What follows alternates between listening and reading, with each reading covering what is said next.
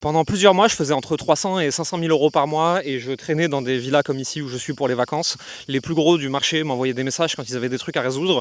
Et moi, je faisais le mec nul, le mec humble, le mec qui était pour les débutants, qui roulait avec son Scénic et qui surtout était confortable pour tout le monde. J'ai décidé de changer ça et dans cette vidéo, je vais vous expliquer pourquoi. Si vous ne savez pas du tout qui je m'appelle Jérémy Coleman, c'est moi qui ai fondé l'entreprise Coleman Publishing. On a aidé plus de 3000 professionnels de l'accompagnement, des entrepreneurs dans le service, des coachs, des thérapeutes, des consultants, des agences, des freelances, à développer leur activité, toujours avec des méthodes très simple, en essayant d'aller chercher la contrainte de croissance. C'est souvent le dirigeant pour aller chercher un x2 tous les 90 jours et je vais vous expliquer un peu ce que je sais aujourd'hui. Je dirais qu'on a caché les chiffres qu'on faisait et le fait qu'on était fort dans ce qu'on faisait pendant longtemps pour plusieurs raisons. En fait, je crois qu'il y en a trois. La première, c'est je suis en France, j'ai pas envie de me faire braquer, j'ai pas envie que mon fils soit pas en sécurité, j'ai pas envie que ma femme ne puisse pas se promener dans la rue. Quand on me reconnaît, ça me fait toujours bizarre, je sais pas où me foutre, etc. Donc il y a vraiment un enjeu comme ça de je sais pas quoi faire avec tout ça en étant en France. J'ai choisi de m'expatrier dans les montagnes, donc ça va changer. La deuxième chose, c'est qu'on adressait des débutants qui voulaient se lancer. Et en fait, ces gens-là, faut leur montrer comment d'autres peuvent faire 5 000 euros par mois, mais si on leur montre que nous, on fait 400-500 000, on va juste leur faire peur, ils vont juste se dire « Ah, c'est pas pour moi, ah, c'est trop avancé, ok, eux, ils doivent coûter 100 000, alors que pas du tout, en fait. » Donc, c'était complètement contre-productif. Et je dirais que la dernière chose, c'est qu'on m'a répété beaucoup dans mon enfance, pour vivre heureux, vivons cachés. Donc, avec une espèce de valeur, humilité, discrétion de l'enfance qui est hyper importante et tout. Et parler d'argent, parler de gros chiffres, à part de temps en temps, tu vois, ça m'arrivait de flex dans une story et tout, mais globalement, je trouve ça vulgaire. Et j'ai mis très longtemps à passer ce truc et à réussir à montrer des choses un peu plus importantes, quoi. Se cacher fait qu'il y a des personnes qui vont juste crier plus fort que toi, montrer des plus grosses voitures, etc.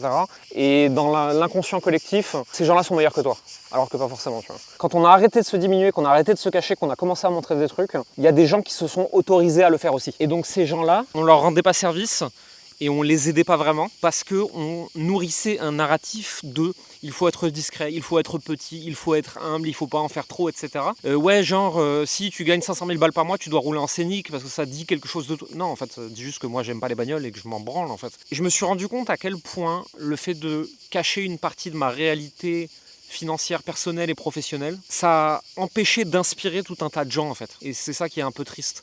Il y a plein de gens qui auraient pu être inspirés par quelque chose et qui finalement ne vont pas pouvoir l'être parce qu'on n'a pas montré une réalité ou un bout de la réalité. Si tu me vois que assis dans mon bureau toute la journée en train de travailler 18 heures par jour, et c'est une réalité de plein de mes jours, que tu me vois rouler en Scénic et que tu me vois acheter une escalope de poulet avec le pouce, est-ce que tu as envie d'avoir ma vie? Bien sûr que non. Alors, tout le monde n'est pas obligé d'avoir ma vie, tu vois.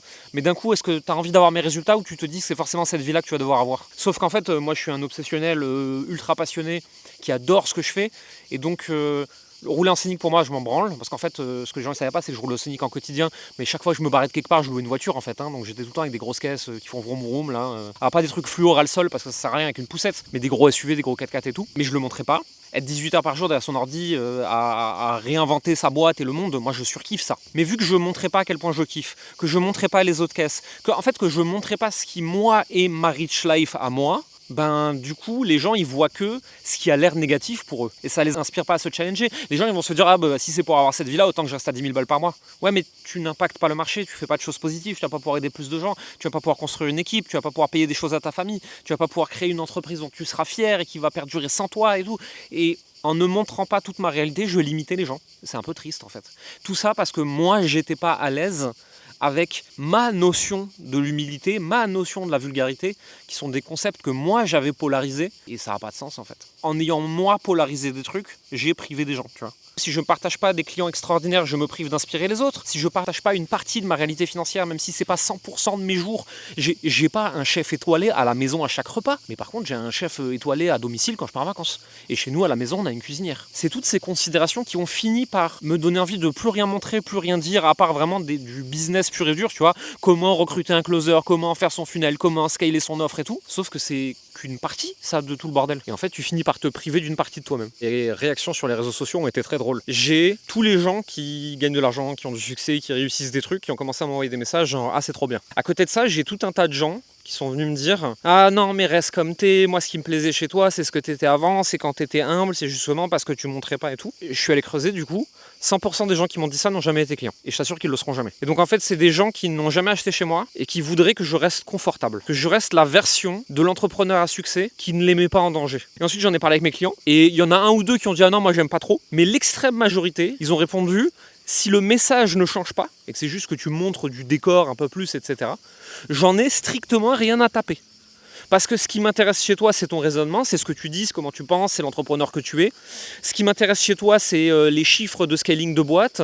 Ce qui m'intéresse chez toi, c'est ce que tu es capable d'apporter à tes clients. Et que tu le fasses assis dans un G63 ou assis dans ton Scénic, j'en ai rien à carrer. En fait, la réalité, c'est que c'est les followers qui achètent jamais, qui ont envie de partir, et que mes clients, ils ont rien à foutre. On a décidé de plus adresser les débutants. On a décidé d'adresser des gens qui ont déjà des boîtes, qui sont déjà en croissance, qui gagnent déjà de l'argent, qui veulent en gagner plus, qui ont l'impression d'être le goulot d'étranglement de leur entreprise, qui ont l'impression que les sales sont le goulot d'étranglement de leur entreprise, qui ont l'impression d'être bloqués dans leur croissance parce qu'ils sont en train de faire les pompiers à résoudre 10 contraintes à la fois.